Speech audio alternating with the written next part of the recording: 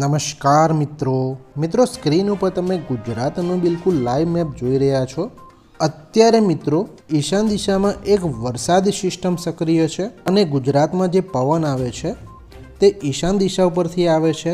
તેથી આ વાદળા અને વરસાદ ખેંચાઈને ગુજરાતમાં આવી જશે અને મિત્રો ગુજરાતના વાતાવરણમાં ભારે પલટો જોવા મળશે તથા 7 અને 8 તારીખે ગુજરાતના ઘણા બધા વિસ્તારોમાં વીજળીના કડાકા ભડાકા સાથે ભારે માવઠાની આગાહી છે। આજે મિત્રો ગુજરાતમાં ઠંડી તથા પવનનું પ્રમાણ પણ ઘણું વધારે છે, પણ કાલથી 1 ડિગ્રી જેટલો ઠંડીમાં ઘટાડો આવી શકે છે। મિત્રો આ વિડીયોને તમે લાઈક કરી દેજો અને ચેનલમાં જો તમે નવા હોય તો ચેનલને સબસ્ક્રાઈબ કરી દેજો। મિત્રો આજે 3 જાન્યુઆરી અને 2024 આજે ગુજરાતમાં ઠંડીનું પ્રમાણ પણ વધારે છે, જ્યારે અહીંયા તમે જોઈ શકો છો કે ઈશાન દિશામાં એક વરસાદી સિસ્ટમ પણ સક્રિય છે, જેને કારણે ગુજરાતના ઘણા વિસ્તારોમાં વાદળા અત્યારે બી છવાઈ ગયા છે। જેમાં 3 તારીખે અને સવારે 9 વાગે ઉમરપાડા, ડેડિયાપાડા, સિનોર, ટંકાલા, કાવંટ આ બધા વિસ્તારોમાં મિત્રો વાદળા છવાઈ ગયા છે તથા નેત્રંગની આજુબાજુના વિસ્તારોમાં માવઠું પણ થઈ રહ્યું છે।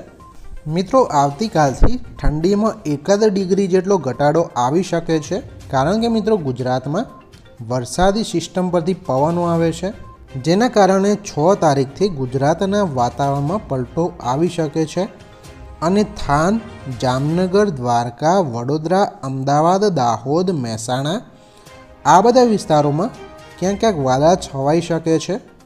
જ્યારે મિત્રો 8 તારીખે અને સવારે 6 વાગે અમદાવાદ, ધોળકા, વિરમગામ, સુરેન્દ્રનગર, બોટાદ, અલંગ, ભાવનગર, ભરૂચ, મહેસાણા આ બધા વિસ્તારોમાં વાદળા છવાઈ જશે।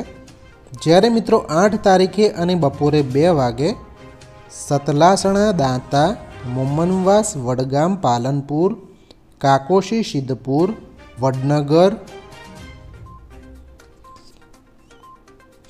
અમીરગઢ, આબુ રોડ આ બધા વિસ્તારોમાં મિત્રો વીજળીના કડાકા ભડાકા સાથે ભારે માવઠાની આગાહી કરવામાં આવે છે।